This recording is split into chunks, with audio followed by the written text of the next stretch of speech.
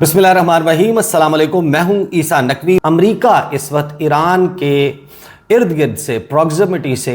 निकलने की इनखला की तैयारी कर रहा है। दूसरे नंबर पे सबसे बड़ा लूजर है डोनाल्ड ट्रंप इनके मुताबिक, जिसने ट्रीटी नहीं लिखा गया इसको, रिट्रीट से जो है वो इसको कॉइन किया गया एक नया word, रिट्रीटी of Versailles,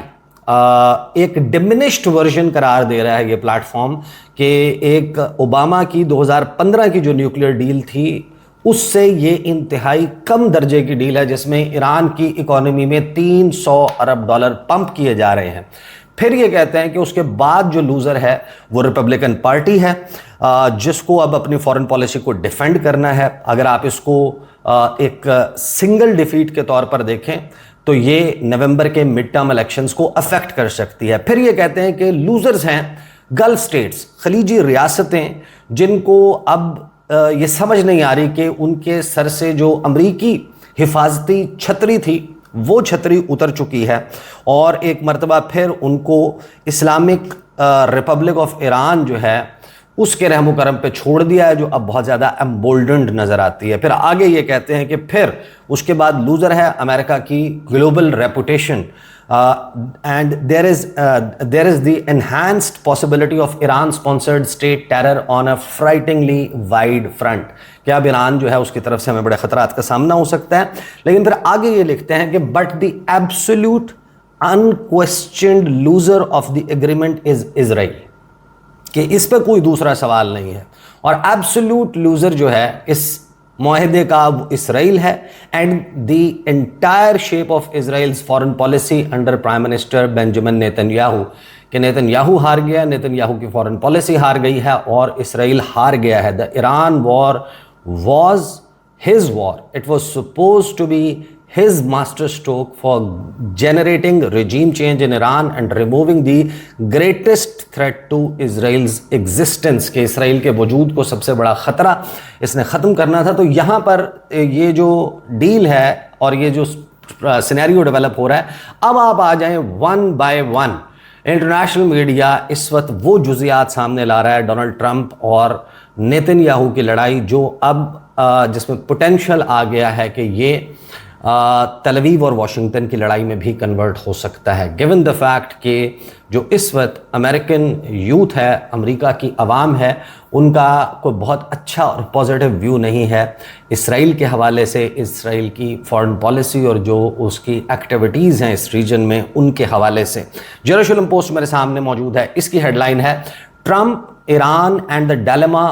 dilemma facing today's lovers of जायन। ये ओपिनियन पीस लिखा गया। जायन उस खित्ते को कहा जाता है जहाँ पर हज़रत दाऊद अलैहिस्सलाम ने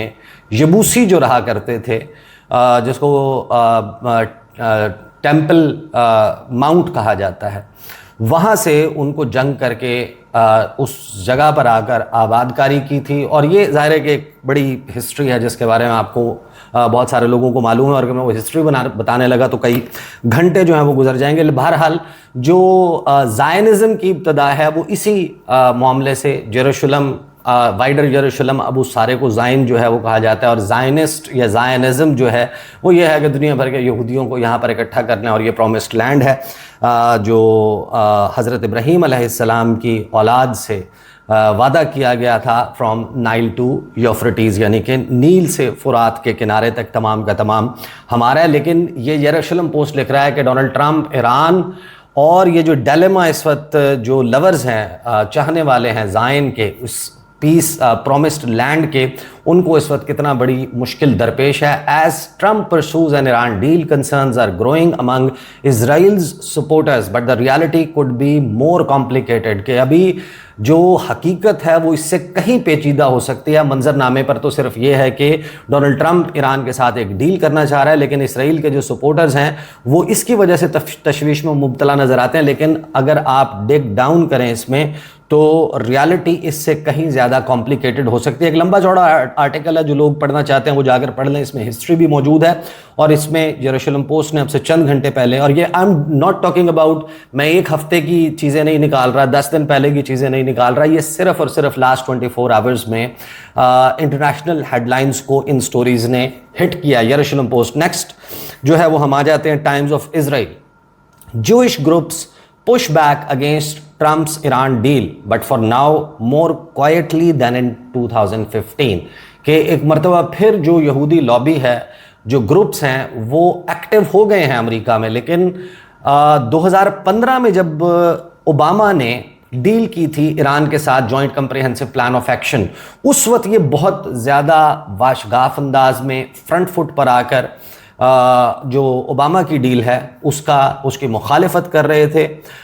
रिपब्लिकन्स को पंप अप कर रहे थे अगेंस्ट डेमोक्रेट्स, और डेमोक्रेट्स के अंदर से इन्होंने एक बड़ी जो है वो मेजॉरिटी उसको कन्विंस कर लिया था कि आप ओबामा का साथ ना दें, एंड इवेंचुअली एवरीवन नोज के व्हाट हैपेंड। लेकिन अब ये टाइम्स ऑफ इसराइल ने वो चीज़ें छापी हैं कि आखिर ऐसी क्या वजह है कि ये जो जूइश ग्रुप्स हैं ये अब 2015 के मुकाबले में एक ऐसी डील जो उससे भी कहीं बुरी है हमारे लिए, ये क्यों नहीं कर पा रहे खुलकर मुखालिफत इस डील की, और इसकी वजूहात जो हैं वो इन्होंने बयान की हैं। किसी ने पढ़ना है वो जाकर इसको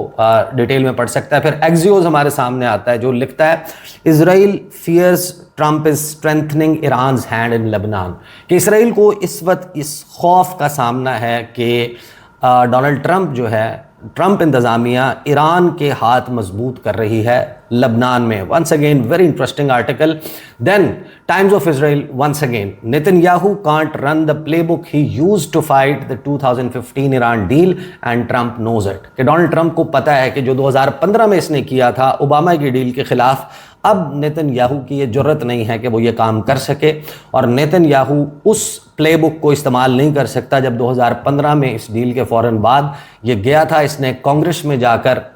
खिताब किया था,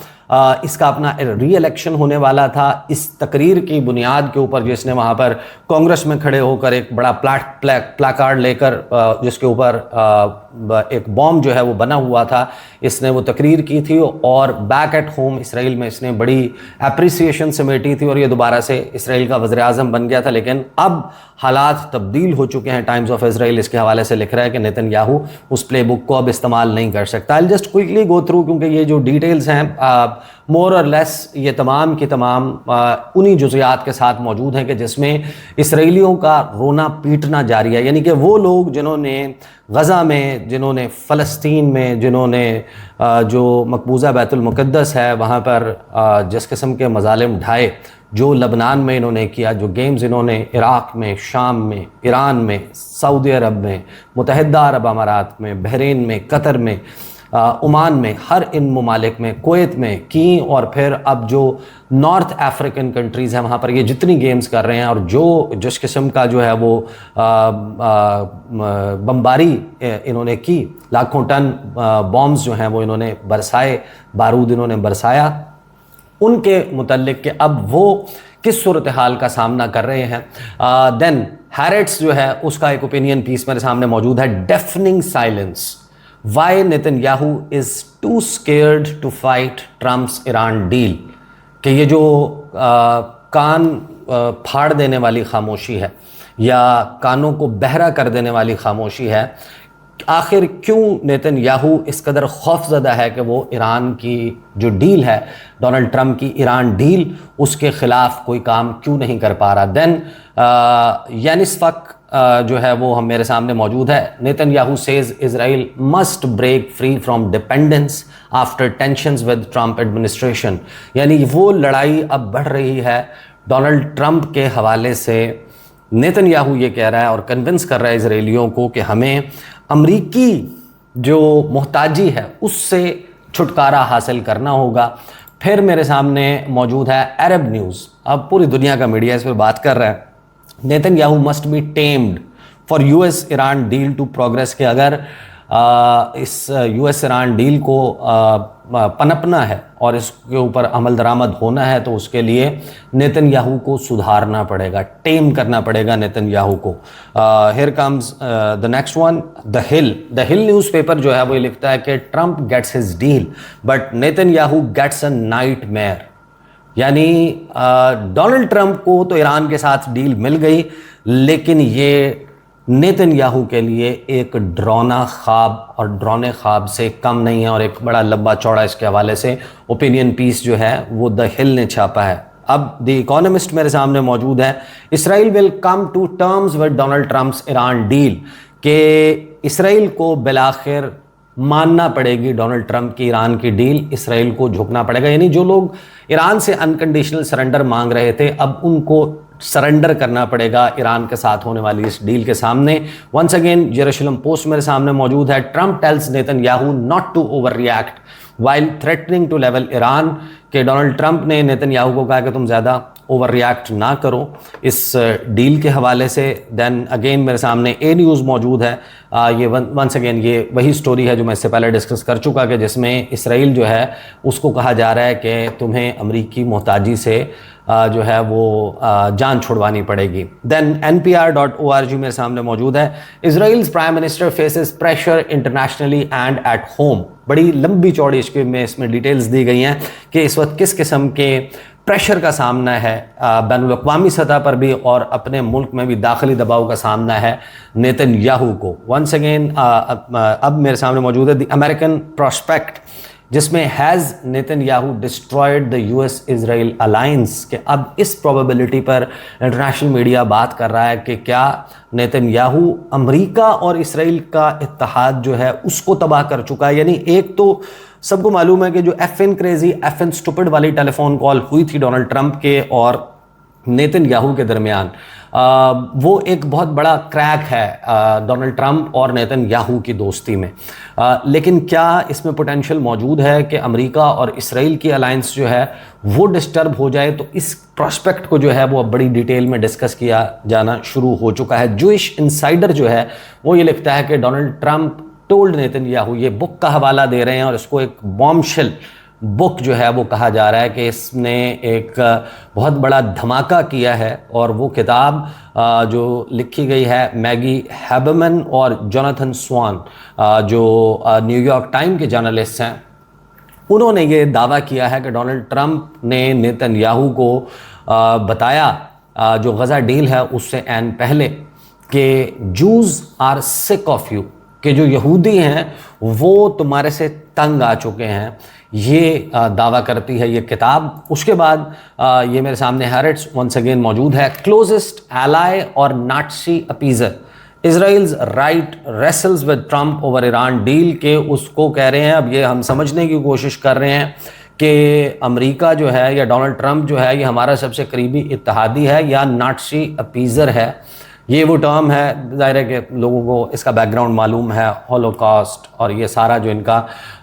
वो है कि ये नाटसीज़ को अपीज़ करने के लिए डोनाल्ड ट्रंप ये सब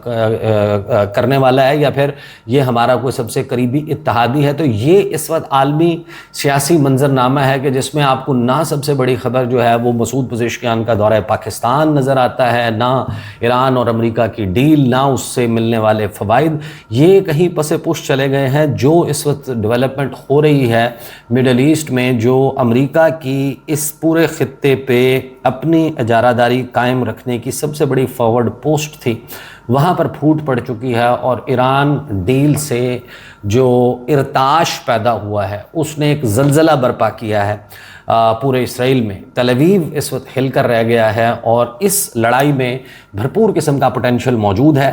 कि ये या तो नेतन्याहू जो है वो सरवाइव नहीं कर पाएगा, और अगर नेतन्याहू सरवाइव कर जाता है, जो इलेक्शंस हैं अगर वो 27 अक्टूबर को नहीं होते उससे पहले हो जाते हैं, अगस्त के महीने में हो जाते हैं, सितंबर के महीने में हो जाते हैं या अर्ली अक्टूबर हो जाते हैं, और उसको दोबारा इसराइल का प्राइम मिनिस्टर बनने के बाद इनफ टाइम मिल जाता है, तो वो एक ऐसा बड़ा डेंट अपनी जो पूरी लॉबी है अमेरिका में उसको लेकर लगाएगा कि डोनाल्ड ट्रंप जो है वो 3 नवंबर के